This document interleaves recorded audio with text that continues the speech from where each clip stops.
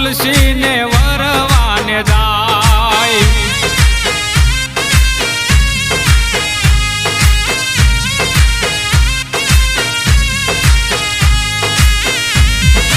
હે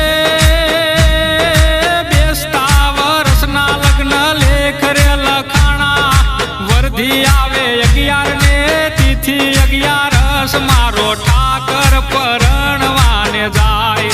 હોજી રે માતા તુલસી ને વરવા